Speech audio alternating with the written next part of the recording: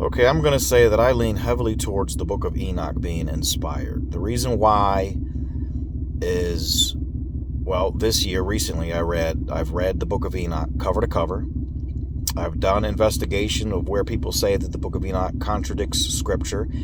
And in each case that they say that it contradicts Scripture, it does not.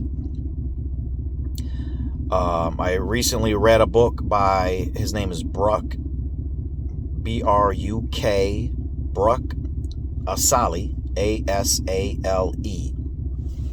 And he wrote a book called Enoch as Scripture. And then it has a long subtitle too, something about through the years and the Ethiopian Tahiti church, how it's viewed.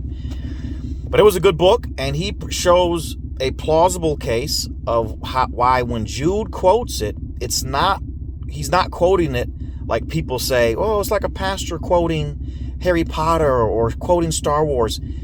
He's like, nah, that's not even though it's possible, but the people who say that, they're just grasping at possibilities.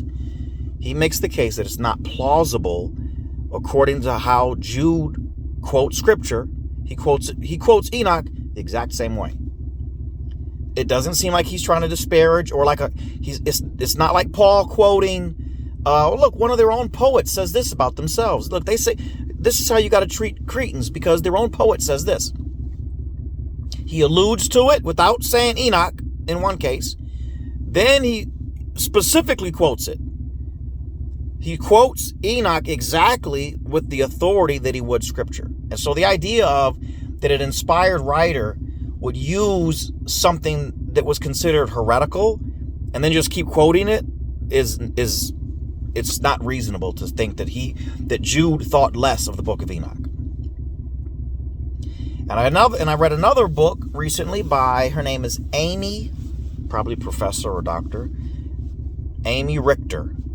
And she had a book called Enoch and the Gospel of Matthew. And I would say, after reading it cover to cover, reading that scholar Bruk Asale's book, another scholar, Amy Richter's book, Enoch and the Gospel of Matthew, and how, unless you read Enoch, you won't see that Matthew has Enoch in the back of his mind almost through the whole thing.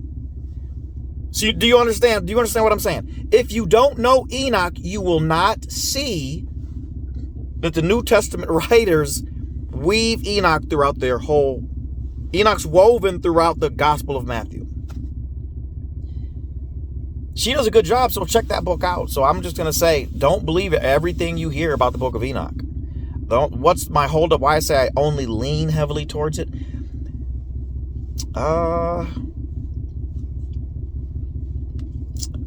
Maybe it is. Only here's why. Because I don't want to be the one to say I said it myself. I need someone else to say confirm. If someone else would go through it and go, wow, me too, I think it. Or another objection. If someone has another objection. No, here's where it does contradict Scripture. I'm leaving the door open for that possibility. But according to the weight and authority that it was given in the early church, so before Augustine said, let's take it out, the weight and authority that it carried in the early church, the weight and authority it appears to have carried in the New Testament, in my personal side quests, how it makes more clear certain scriptures in the New Testament. You're like, If you read Enoch, I'm telling you, and now I'm going through Jubilees, it rewires your brain. So if it is Scripture, it wasn't an accident that it was taken out. Not an accident at all. Read Enoch, read Jubilees. It rewires your brain towards the New Testament. It serves as a bridge. Certain things you'll read in the New Testament, and what is this? I don't understand it. Enoch makes bridges in certain cases and Jubilees, and I'm like, when Jesus says this, via Enoch, I can see that this connects into the Old Testament. And this is a passage in the Old Testament where our modern scholars are going, this doesn't make sense. I don't understand this.